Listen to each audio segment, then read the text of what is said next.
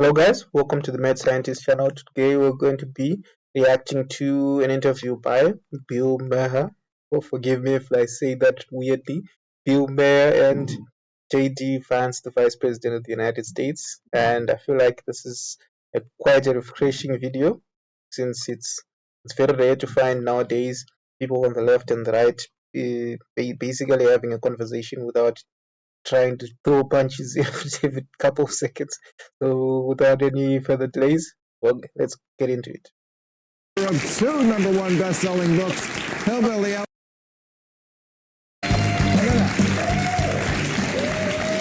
Come on. Not bad. Do I have the nicest crowd? I'm sure it's gonna. It's the people I vote for.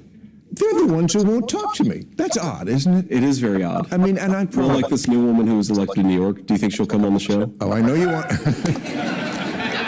No, I can't get AOC. I can't get Mandami. I couldn't get Kamala Harris. You know, took me 8 years to get Obama. It's kind of weird that nowadays it's Let's not talk about my problem.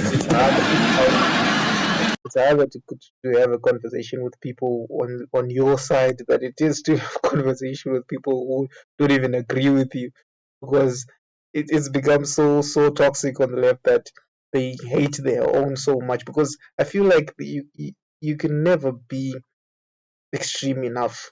This happens on either side, but on the liberal side it's much more visible because of the sort of like the gang culture that is on the left. There's like a pseudo gang culture where people put each other into groups and they name their groups and they define the terms of their groups, the agreements of their groups.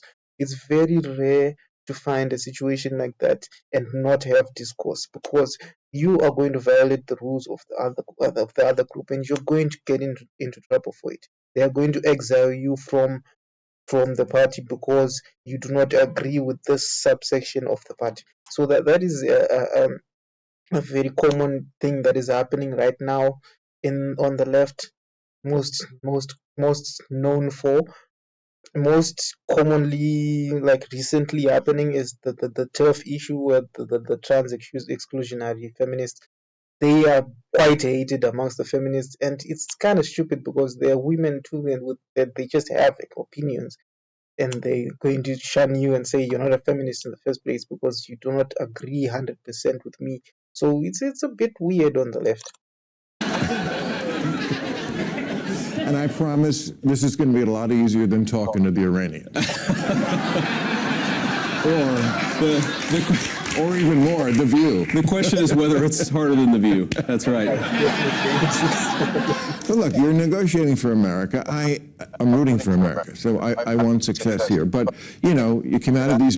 I would like to say, as someone from Africa, I am rooting for America as well, because America is basically the backbone of the world. In most of the wars that happen, people in the Americas may not even understand that the wars in America affect us very deeply. Right now, the fuels in my country were higher than they've ever been in history, basically in decades. They were so high that people were really shocked, and people didn't know much about the political landscape in America. So a lot of people didn't understand why the prices just jumped the gun. People were so confused, like, wow, what's going on? Why suddenly I just woke up today and the fuel was almost double the price it was yesterday? So it even hits us harder than it does America itself. So we're always here listening, watching, trying to see what's going on and trying to understand. These meetings, I heard sort of the same thing. I've heard a lot of talk about progress and that. I've heard it so many times before. Why is this different? Why isn't it bullshit this time? Well, I'd say the most important thing, Bill, is that the people who judge whether the oil is actually flowing, they judge this as a success, right? So if you look at oil right now, it's back down to $73 a barrel, got up to $126 a barrel. So there's a signal that there's something real going on here.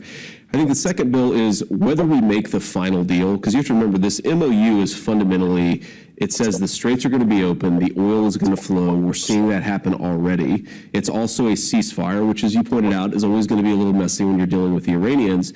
But if we make the final deal, then great. If we don't make the final deal, Their nuclear program is still destroyed. They're still much weaker as a country. So my attitude is America wins either way. But I do think that what the president has done is asked us to do something that, frankly, nobody in 47 years of dealing with the Iranians has done, which is offer them an opportunity to fundamentally transform how they behave with the West. They've been the largest state sponsor of terrorism basically since they began as a nation, or at least as an Islamic republic 47 years ago.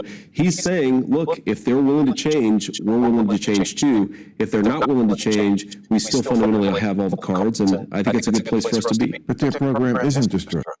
I feel like this is a good thing that is just proposed here, but I don't feel like it's really feasible. I feel like it's a good value to hold, but I don't feel like it's really feasible with Iran, especially with any of America's enemies right now.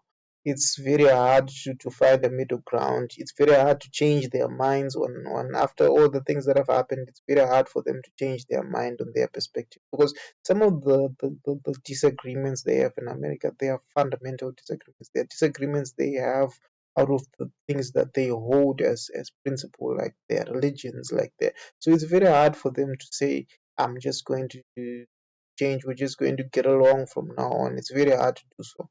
So I feel like it's a good value to hold, but it's not really as practical as we might like it to. Right. The nuclear program isn't destroyed. I mean, I don't know any of our objectives. And look, I said, What part is not destroyed? well, we didn't get in there. The whole thing is we have to get in there and see. Otherwise, we wouldn't be doing this. Well, let me say, We didn't. first of all, so a nuclear program. I don't feel like that's as good as an argument as he thinks, because argument from negativity isn't really the best way to. I'm hardly a nuclear scientist. I'm a lowly politician. But the thing that you have to destroy is their ability to enrich uranium, which has been destroyed. You have to How do we know destroy their that? ability.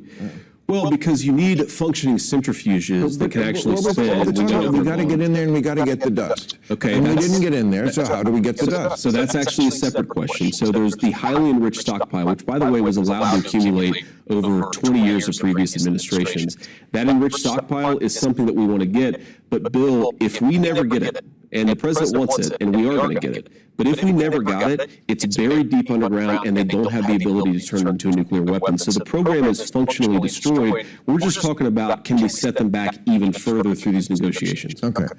I only have limited time with this, so I want to move on to other topics. I want to tell you what people have been saying to me. I told them, people get excited. Well, you have the vice president on. I'm Okay, pretty great. impressed myself. I'm very excited about this. I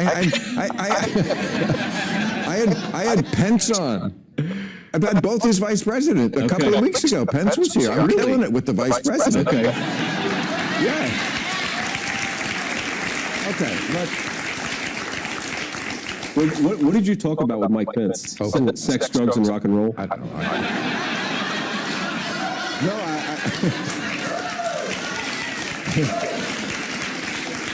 He was a lot more human than I thought, than I'd ever seen him. I even asked him to come on my podcast where I get stoned, and he was like, maybe.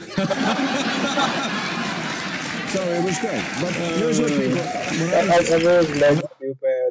Even if you disagree with him, sometimes it's very hard to hate him, because he is funny. It's different from other personalities on TV nowadays. They try to rub it in your face that you don't agree with them. They try to just antagonize anyone who doesn't agree with them. So the comedy doesn't really land sometimes. And I think it's good for that Bill Maher is basically appealing to both sides. And I say to you, here's what sticks in their craw. Okay. The number one issue, immigration. Not immigration, we like it that you closed the border. That needed to be done. The people who were here, the way you treated, I'm talking about your administration. Okay. You weren't out there yourself. But ICE, all that shit, too rough, too mean, too unnecessary. I think I'm not telling you what to do. Okay, I'm just giving you some advice as a friend. Okay. And I am. And I'm not saying, I'm not asking you to apologize if I don't like when people do that. I'm just saying you go a long way toward getting people It's very common to see fake apologies on the internet. And they are who are just completely shut the door to you and your ministry. If you would just own that you guys went too far. You went too far, and you should own it like you did childless cat ladies. Okay. So here's the basic problem with that, Bill, is you cannot do any deportations without law enforcement. And you can't do a law enforcement operation like that without having when they're recorded like that. I mean, let me give you like just one obvious example. Let's just set aside the immigration element of this, okay? If you take a guy who's committed murder and you go in and arrest that guy, sometimes that person is going to resist arrest. Sometimes if you take a video of it and it's out of context and you don't appreciate why that person is being arrested in the first place, it looks pretty icky if you take that out of context video clip. And what I worry about is when people say you can't ever do immigration enforcement if it produces a bad video clip, what they're really saying is you can't ever actually do immigration enforcement. We had 12 million people come into the country, into the interior over the last 4 years, or I should say from 2021 to 2025. And we were elected with a mandate to get some of those people out of the United States of America.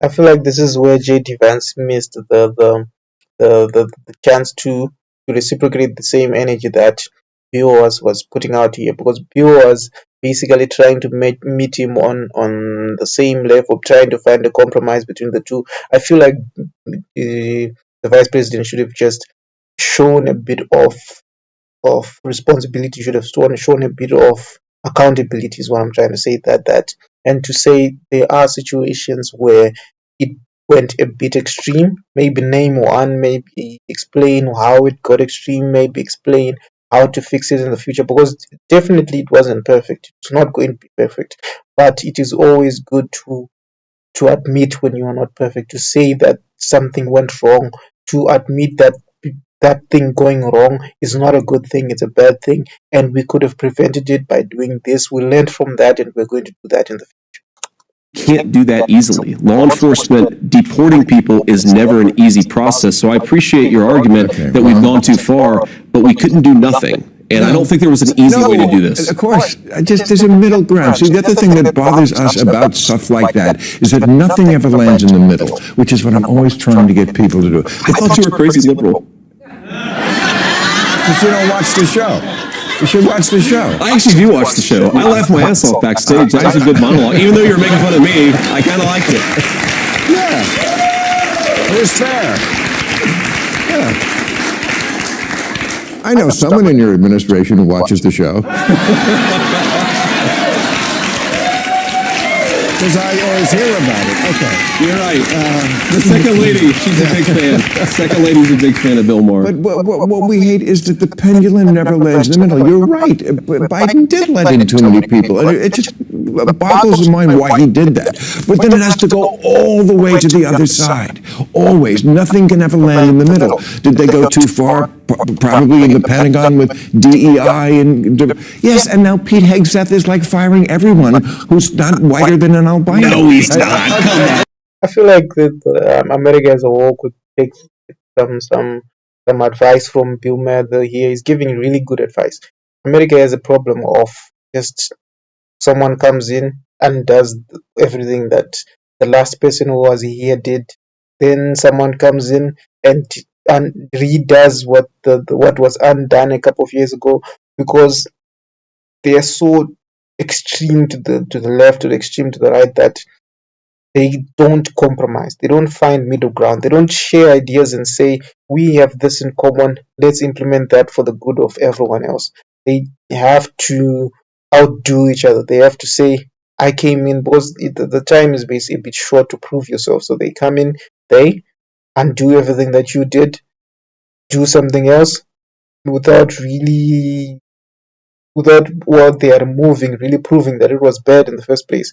Or maybe just I feel like it would be best if they just come in. Sometimes the policies aren't bad, but they're being implemented the wrong way, or they are being implemented to more extreme situations, to a bit more extreme than they should be. For example, the Democrats would benefit a lot from keeping the immigration rather than talking about abolishing the police, and they should keep the immigration tactics, but then dial down how extreme the immigration tactics are. The Republicans can keep all the stuff about DEI, but then they reduce the extreme, how extreme the DEI part is, because there is a problem that DEI is trying to solve. It's just that it's not doing it the right way. It certainly looks that way. Well, Okay. but Bill, this is, you've got to be. Nothing lands in the middle. I disagree with that. I think sometimes things do land right where they should, but just you take the story about Pete Hegseth. Obviously, I'm biased. I like Pete, but if you look at the actual promotions that we've done, there have been a lot of people from all walks of life. There have been some high-profile people where he said, you know what, I don't think that they merited a promotion, but the idea that we're not promoting minorities in the Pentagon under Pete Hegseth, it's just not true. And I do think that sometimes your criticism is things don't land in the middle, and I understand that. Sometimes the problem is the media reports things in such a way where they actually obfuscate or conceal the truth rather than reporting what's actually going on. Of course they do. That is definitely something. I think that's a good part to stop on.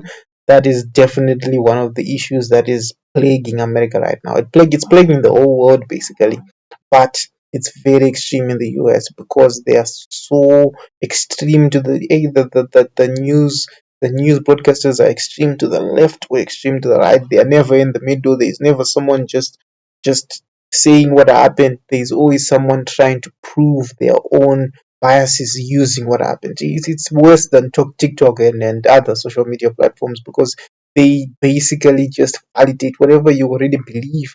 They validate it. If you're already a Democrat, there is no way the media is going to convince you the Democrats did something wrong.